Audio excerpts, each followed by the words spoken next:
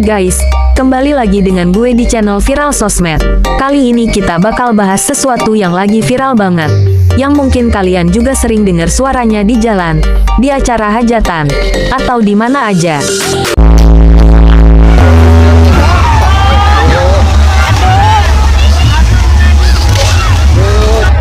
Yes, kita bakal bedah fenomena sound horeg.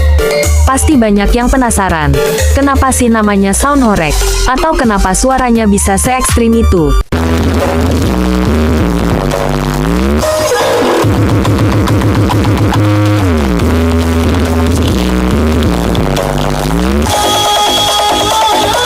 Nah, kita bakal kupas mulai dari sejarahnya. Gimana bisa se-booming ini? Sampai kenapa MUI sampai ikut bersuara?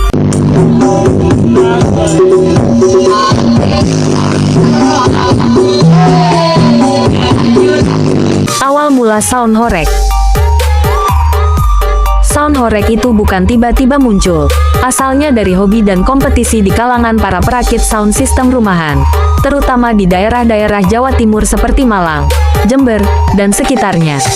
Awalnya mereka itu suka adu kekuatan dan kualitas sound system mereka di acara-acara karnaval atau pawai Agustusan.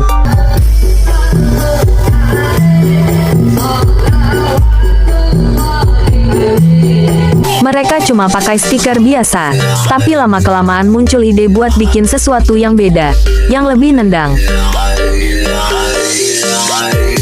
Fokusnya bukan lagi cuma soal kualitas suara, tapi juga kekuatan dentuman bass.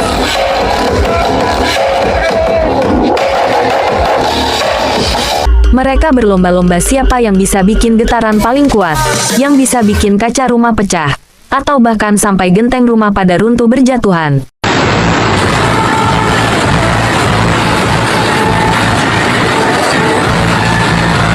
Dari sinilah istilah horeg muncul. Horeg itu diambil dari kata bahasa Jawa yang artinya bergetar. Jadi kalau ada sound system yang suaranya bisa bikin semua benda di sekitarnya bergetar, itu yang disebut sound horeg. Uniknya, sound horeg ini punya ciri khas yang beda dari sound system profesional. Kalau sound pro itu fokus ke frekuensi rendah yang bulat dan empuk, sound horeg justru fokus ke frekuensi yang lebih tinggi atau high bass dengan karakter suara yang kencang, nonjok, dan bikin dada sesak. Yaitu tadi, tujuannya bikin horeg. Tarif dan spek sound horeg terkini. Modal gede, untung lebih gede. Sekarang kita ngobrolin soal duit. Karena permintaannya banyak, jasa sewa sound horeg ini jadi bisnis yang menjanjikan banget. Harganya pun bervariasi, tergantung spek dan kelasnya. Untuk kelas pemula, yang biasanya buat acara kecil atau hajatan di desa, harganya bisa mulai dari Rp500.000 sampai Rp1,5 juta. Speknya biasanya pakai speaker 15-18 inci dengan beberapa power amplifier.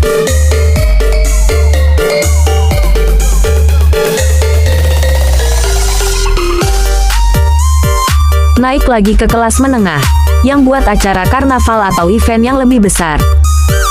Tarifnya bisa dari Rp2 juta sampai Rp5 juta. Di sini, jumlah speaker sudah puluhan, dengan mixer dan power yang lebih canggih.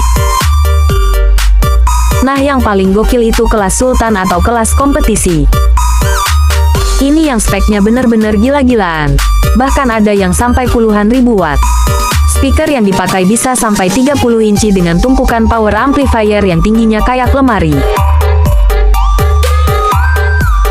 Untuk sewa kelas ini, harganya bisa Rp10 juta bahkan sampai Rp50 juta per sekali jalan, tergantung durasi dan acaranya. Bayangin aja, modal buat ngerakit satu set sound horeg ini bisa tembus ratusan juta sampai miliaran rupiah.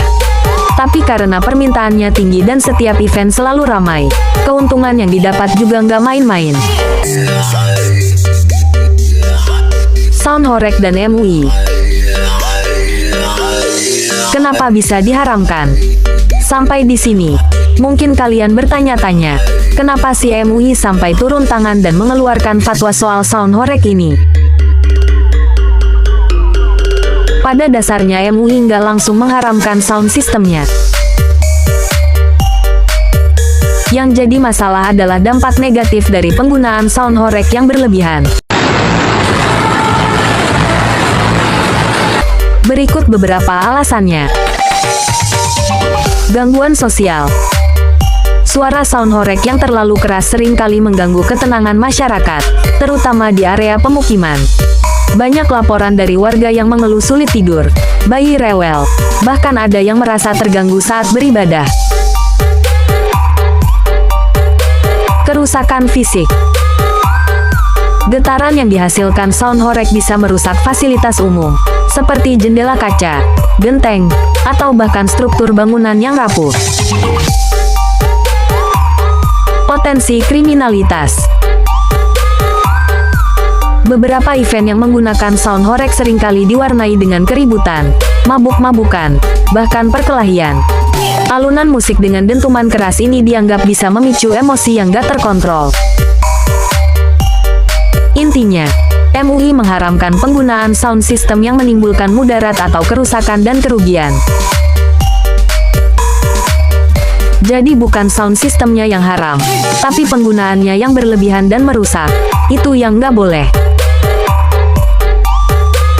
Fatwa ini sebenarnya bertujuan untuk menjaga ketertiban umum dan mencegah hal-hal yang tidak diinginkan.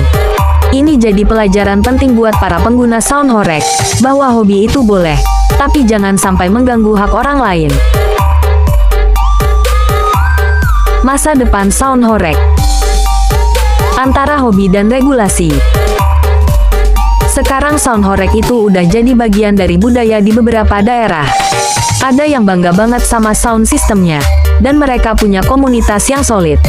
Mereka nggak cuma adu kuat, tapi juga berkreasi dengan instalasi speaker yang unik dan kreatif. Tapi dengan adanya regulasi dan fatwa dari MUI, fenomena ini juga harus beradaptasi. Banyak pemilik sound horeg sekarang yang mulai sadar dan mengatur volumenya agar tidak terlalu mengganggu.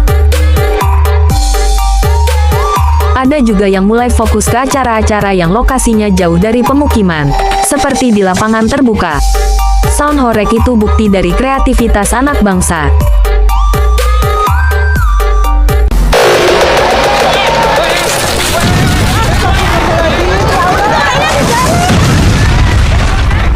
Tapi kreativitas juga harus dibarengi dengan tanggung jawab.